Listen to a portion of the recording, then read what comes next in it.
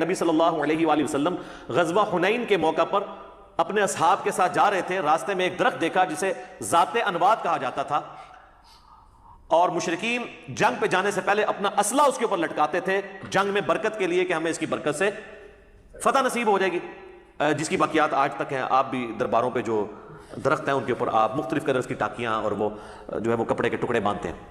تو صحابہ نے کہا کہ یا رسول اللہ آپ بھی ہمارے لیے کوئی اس طرح کا ایک درخت مقرر کر دیں کہ ہم بھی وہاں پہ برکت کے لیے اسلحہ لٹکائیں۔ تو نبی علیہ السلام کو جلال آیا، فرمایا سبحان اللہ، اللہ پاک ہے، معذوف تھا عما یشرکون، ہر اس شرک سے جو اس کے ساتھ منسوب کیا جاتا ہے۔ پھر آپ نے فرمایا تو تم نے وہی بات کر دی جو موسیٰ علیہ السلام کے ماننے والوں نے کی تھی۔ پھر نبی علیہ السلام نے سورۃ الاعراف کی آیت نمبر 138 تلاوت کی کہ موسیٰ علیہ السلام کے اصحاب جب ان کے ساتھ ایک بت کے پاس سے گزر رہے تھے جس پہ لوگ دھیان کر کے بیٹھے تھے، انہوں نے کہا آپ بھی ہمارے لیے کوئی اللہ کا ایک بت مقرر کر دیں کہ ہم اس پہ دھیان کریں۔ تو نبی علیہ السلام فرمایا جو تم نے مجھ سے برکت کے لیے درخت کی ڈیمانڈ کی ہے نا، یہ جسٹ لائک اسی طریقے سے ہے جیسے موسیٰ کے اصحاب نے اللہ کا بت مانگا تھا۔ اب کسی نے نہیں کہا یا رسول اللہ ہم کو یہ تو نہیں کہہ رہے ہم نے درخت کے آگے جھکنا ہے، ہم نے تو برکت لینی ہے۔ یہ کہتے ہیں جب تک وہ 7 اذان نہ لگ جائے شرک نہیں ہوگا۔ وہ تو نماز بھی نہیں لگتے پوری طریقے نال، تو تھوڑی تو نماز بھی نہیں ہوتی۔ کہانیاں بنائی ہوئی ہیں، صحابہ کو نہیں پتا تھا کہ یا رسول اللہ ہم تو برکت کے لیے کہہ رہے ہیں، صرف اسلحہ ٹچ کرنا ہے، آپ ہمیں پکڑ کے بتوں کے اوپر ڈال رہے ہیں کہ یہ بت کھڑا کر رہے ہیں، ہم آپ کے تربیت یافتہ ہیں، ہم نے کہاں سے؟ پھر آپ نے وہاں پہ فرمایا کہ تم بھی اگلے لوگوں کے پیچھے چل پڑو گے۔ یہ وہی حدیث بخاری اور مسلم کی، اس کی شرح شان نزول، شان ارشاد یہ ہے۔ یہ فیشن کے بارے میں نہیں، شرکی ایکٹیویٹیز کے بارے میں، اور واللہ وہ شرکی ایکٹیویٹیز جن کو آپ ماننے کے لیے تیار نہیں ہوں گے کہ شرکی ہیں۔ آپ کو یہ کہا جانا ہے کوئی درخت ہے اس کے ساتھ لوگ برکت کے لیے کوئی چیز ٹچ کرتے ہیں، آپ کہیں گے جی بدعت کہنا جی اس کو شرک تو نہ کہیں۔ نبی علیہ السلام تو کہہ رہے ہیں یہ تو بت کے مترادف ہے۔ یہ آپ نے فرق دیکھا؟ امام الموحدین صلی اللہ علیہ وآلہ وسلم کی تربیت آپ کوئی موقع نہیں جانے دیتے تھے۔ کتاب الجمعہ چیپٹر میں حدیث ہے صحیح مسلم کے اندر، ایک صحابی خطبہ دے رہے تھے، انہوں نے کہا من یطع اللہ ورسولہ فقد رشد، جو کوئی اللہ اور اس کے رسول کی اطاعت کرے وہ کامیاب ہو گیا، وَمَن يَعْصِهِمَا فَقَدْ غَوَىٰ، اور جو ان دونوں کی نافرمانی کرے وہ گمراہ ہو گیا۔ بئس الخطیب انت، کتنا برا خطیب ہے تو۔ یہ کسی عربی سے ذرا پوچھیے گا جب کسی کو کہا جائے بئس الخطیب انت، وہ اسی طرح ہی بولا جاتا ہے۔ عربیوں کو آپ کبھی دیکھیں نا، جس طرح ہمارے پٹھان بھائی آپس میں عام گفتگو میں لگتا ہے لڑ رہے ہیں، عربی بھی بالکل ایسے ہی لگتا ہے، ان کا ایک اپنا سٹائل ہے۔ تو نبی صلی اللہ علیہ وآلہ وسلم نے فرمایا کہ بڑا برا خطیب ہے تو، تجھے چاہیے تھا تو کہتا وَمَن يَعْصِ اللَّهَ وَرَسُولَهُ فَقَدْ غَوَىٰ، جو اللہ اور اس کے رسول کی نافرمانی کرے وہ گمراہ ہو گیا۔ واللہ لٹریچر میں ڈکشنری میں دیکھا جائے تو اس صحابی کے جملے میں کوئی خرابی نہیں تھی، آؤٹ آف کانٹیکسٹ بھی نہیں تھا۔ جب اس نے کلیئر کر دیا جو اللہ اور اس کے رسول کی اطاعت کرے وہ کامیاب ہوا، جو ان دونوں کی نافرمانی کرے وہ ناکام ہو گیا، اس نے پہلے ہی اللہ رسول کو الگ کر دیا۔ لیکن نبی علیہ السلام فرمایا کہ اس جملے کا جو دوسرا حصہ ہے اس میں بھی الگ کرو۔ لیکن یہ کیا کہتے ہیں، ہک ہے، ہک ہے، ہک ہے، جڑا ہک کی ڈو آکے وہ کافر و مشرک ہے۔ ہم کہتے ہیں جو ڈو کی ہک آنکھ ہے وہ کافر و مشرک ہے۔ اور نبی علیہ السلام نے فرمایا کہ تو کتنا برا خطیب ہے۔ اور یہ حدیث سنن نبی داؤد میں اس کے آگے الفاظ آپ فرمایا قم اذهب، اٹھ اور ادھر سے نکل جا، ابھی تو اپنی شکل دور کر ادھر سے۔ یہ بڑے سخت الفاظ ہیں اس شخص کی طرف سے کہ وَإِنَّكَ لَعَلَىٰ خُلُقٍ عَظِيمٍ، سورۃ القلم میں جسے کہا گیا، جن کا اخلاق بڑے اعلیٰ درجے کا تھا۔ لیکن توحید کے معاملے میں نبی علیہ السلام بہت سینسٹیو تھے، اور اسی سینسٹیوٹی کا پھل پھر آپ دیکھتے ہیں کہ صحابہ کرام علیہم رضوان توحید کے معاملے میں اس قدر سخت تھے کہ وہ کسی کا لحاظ نہیں کیا کرتے تھے، جس کا سب سے بڑا ثبوت جو ہے وہ سیدنا ابوبکر کا خطبہ ہے نبی علیہ السلام کی وفات کے اوپر۔ کم از کم بخاری میں 4 جگہ وہ خطبہ ہے۔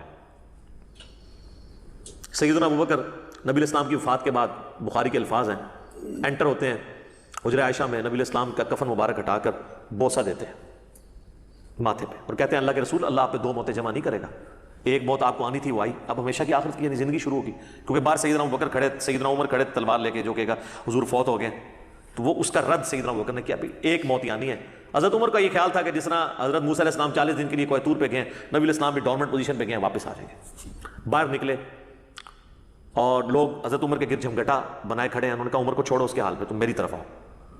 اور انہوں نے اسٹیج پہ اپنے ممبر پہ چڑھتے ہوئے پہلا جملہ بولا جو پاکستان کے قانون میں 295C یہ بدبخت لگوا دیتے ہیں، من کانا یعبد محمدن فإن محمدن قد مات، جو کوئی تم میں سے محمد کی عبادت کرتا ہے یا کرے گا، یہ دونوں معنی ہوں گے مضارع کا صیغہ، تو جان لے کہ محمد مر چکے۔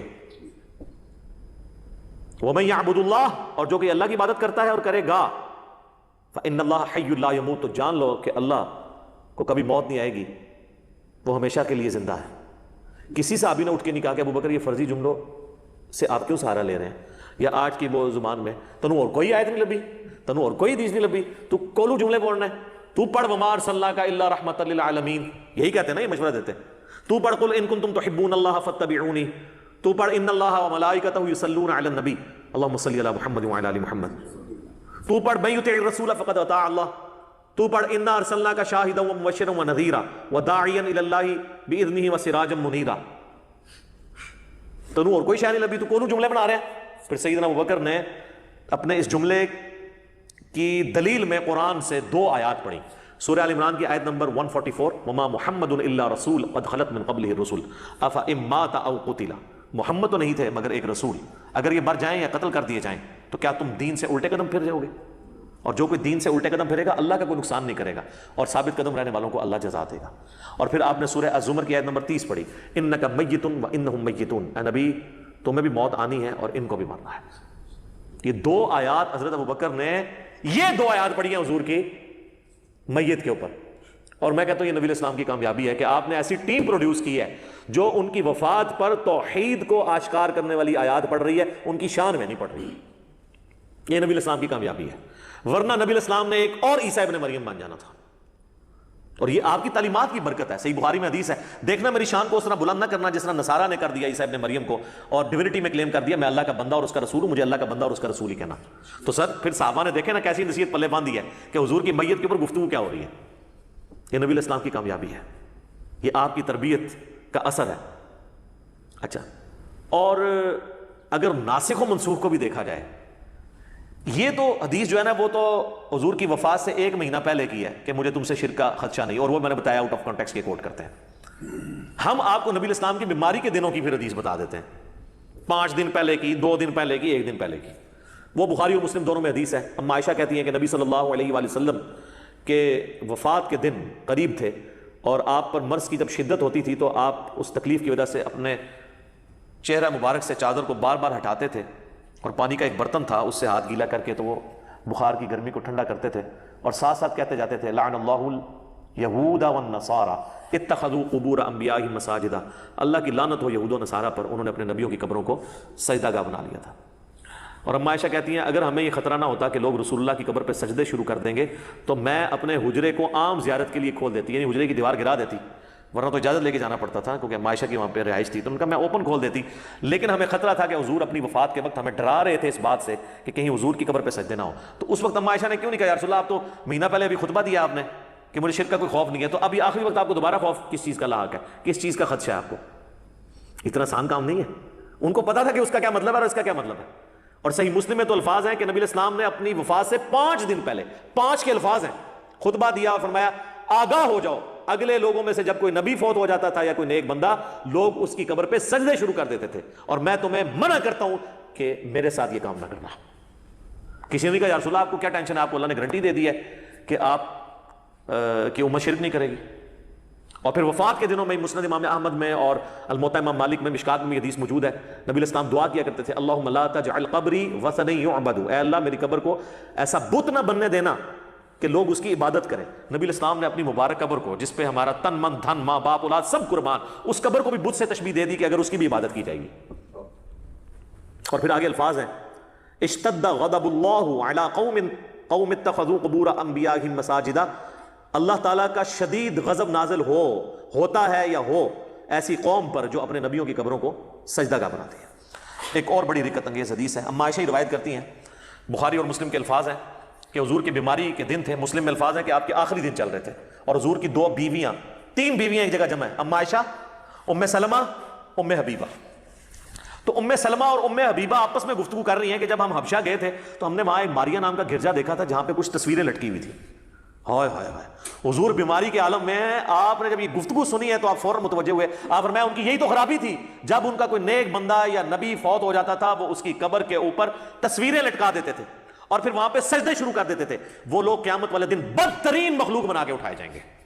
جو اپنی نبیوں کی قبروں پر سجدے کرتے تھے اور وہاں پہ ان کی تصویریں لٹکاتے تھے. سر اس امت کو تو چھوڑ دیں, انہوں نے نبیوں کی تصویریں کیا لٹکانی ہیں, انہوں نے تو آپ جائیں مارکیٹ میں جا کے بزرگوں کی تصویریں خرید لیں اور باقاعدہ نام لکھیں یہ فلانا بزرگ ہے فلانا بزرگ ہے. چلو اس میں کچھ زندہ بھی ہیں, ان کو تو ہم کہہ سکتے ہیں یہ وہی ہیں. 800 سال پرانے بزرگوں کی تصویریں, وہ کہتے ہیں وہ خواب میں زیارت ہوئی ہے, تو اس سے انہوں نے پھر نا وہ نقشہ اس کا بنوا لیا.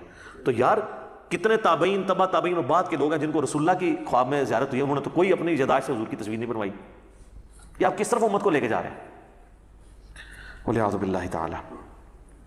تو نبی صلی اللہ علیہ وآلہ وسلم نے اپنی امت کو اتنی واضح تعلیمات دی کہ جس میں کوئی خدشہ نہیں ہے کہ کوئی شخص اس چکر میں پڑ جائے کہ وہ ان چیزوں کو ہلکا جانے, اور یقین جانے جو لوگ ہلکا جانتے ہیں پھر وہ اس کے اندر مبتلا بھی ہو جاتے ہیں, اور جو لوگ اس کے سینسٹیوٹی کو سمجھتے ہیں وہ پھر اس فتنے سے بچ بھی جاتے ہیں. میں اپنی گفتگو کو انکلوڈ کرتا ہوں اسی کانٹیکسٹ میں سورۃ الانعام کی آیت نمبر 82, اور اس کے کانٹیکسٹ میں بخاری و مسلم کی ایک حدیث ہے. سورۃ الانعام کی آیت نمبر 82 ہے, الذین آمنوا ولم یلبسوا ایمانہم بظلم اولئک لہم الامن وہم مہتدون. جو لوگ ایمان لے کر آئے اور ایمان لانے کے بعد اپنے ایمان میں شرک کی آمیزش نہیں ہونے دی, ایمان لانے کے بعد ایمان میں شرک نہیں آنے دیا, مرتد کے الفاظ نہیں ہے, یعنی ایمان کے ساتھ شرک نہیں ہونے دیا, یعنی کلمہ گو مشرک نہیں بنے, وہ امن میں ہوں گے اور وہی لوگ ہدایت یافتہ ہیں. بخاری مسلم کے الفاظ ہیں اس حدیث کے کانٹیکسٹ میں. عبداللہ ابن مسعود کہتے ہیں جب یہ آیت نازل ہوئی ہم تو سب پریشان ہو گئے, کیونکہ ہم تو ظلم کا معنی لیتے ہیں گناہ, تو کون سا ایسا شخص ہے جو یہ دعویٰ کرے کہ مجھ سے کوئی بھی گناہ نہیں ہوتا, اور اللہ تو فرما رہا ہے کہ جو ایمان لانے کے بعد گناہ نہیں کرے گا وہی امن میں ہوگا. تو یا رسول اللہ ہمارا کیا بنے گا؟ آپ فرمایا اس سے مراد وہ گناہ نہیں ہے. آپ نے سورہ لقمان کی آیت نمبر 13 تلاوت کی, ان الشرک لظلم عظیم, بے شک شرک سب سے بڑا ظلم ہے. اب کسی صحابی نے کہا یا رسول اللہ وہ شرک تو ختم ہو چکا ہے, یہاں آپ شرک کیوں مراد دے رہے ہیں؟ کبھی ایسے ہو سکتا ہے کہ ہم ایمان لانے کے بعد بھی شرک کریں؟ کلمہ کو مشرک تو کوئی ٹرم ہی نہیں ہے, بس ایمان لے آئے تو آپ مسلمان ہو گئے, جو مرضی کرتے رہیے. اور حضور فرما رہے ہیں کہ شرک اس سے مراد ہے کہ ایمان کے اندر شرک نہ ملاوٹ کرے. تو پھر اس لیے چونکہ صحابہ کو سمجھ تھی اللہ نے ان کو بچا لیا, بعد والوں نے سمجھنے سے انکار کیا تو وہ آپ دیکھ لیں کتنے دھڑلے کے ساتھ گھسے میں, اور وہ کہتے ہیں نہیں جی جناب وہ تو یہ کیسے ہو سکتا ہے, ایک مسلمان بھی اور بیک وقت مشرک بھی کیسے ہو سکتا ہے, دونوں چیزیں بیک وقت کیسے ہو سکتی ہیں؟ سر پھر اگر اس پہ جائیں تو پھر تو آپ پھنس جائیں گے. بخاری کی حدیث ہے کہ میرے ساری امت جنت میں جائے گی سوائے اس کے ایک جس نے انکار کیا. صحابہ نے کہا کہ کس نے انکار کیا یا رسول اللہ؟ فرمایا جو میری اطاعت کرے گا وہ جنت میں جائے گا, اور جس نے میری نافرمانی کی اس نے جنت میں جانے سے انکار کر دیا. تو یہ جو آپ لوگوں کو کہانیاں کراتے ہیں یہ پوری امت جنت میں جائے گی, تو حضور تو فرما رہے ہیں کہ جس نے میرا حکم ماننے سے انکار کر دیا, جس نے میری نافرمانی کی, جو امت کی اکثریت آلریڈی کر رہی ہے, یہ تو ساری جائے گی دوزخ میں. اونٹ سامو پھر یہ تو بالکل واضح ہے نا, اب اس کی کوئی تعویل ممکن ہی نہیں ہے. تو میرے بھائی یہ جو کلمہ گو مشرک والا معاملہ ہے, ادھر بھی آپ کہنا کہ یہ کیسے ہو گیا کہ جی ایک بندہ جو ہے وہ کلمہ بھی پڑھ لیا اس نے اور حضور کی نافرمانی بھی کرے گا, تو نہیں کر رہے. کلمہ پڑھ کے بھی اللہ اور اس کے رسول کی نافرمانیاں ہو رہی ہیں نا, تو کلمہ پڑھ کے شرک نہیں ہو رہا؟ ہو رہا ہے. صحیح مسلم میں حدیث ہے جس مسلمان کے جنازے میں ایسے 40 لوگ شریک ہوں جو شرک نہ کرتے ہوں, اللہ تعالیٰ ان 40 لوگوں کی شفاعت اس کے حق میں قبول کر لے گا. تو کسی نے حضور سے نہیں پوچھا یا رسول اللہ یہ آپ ایمبیگوس جملہ بول رہے ہیں, جنازہ تو پڑھتا ہی وہ ہے جو مسلمان ہو, ہندو نے تو مسلمان کا جنازہ نہیں پڑھنا آ کے, تو آپ یہ کیوں کہہ رہے ہیں؟ تو آپ کلمہ کو مشرک کو ہی کہہ رہے تھے. بالکل واضح ہے.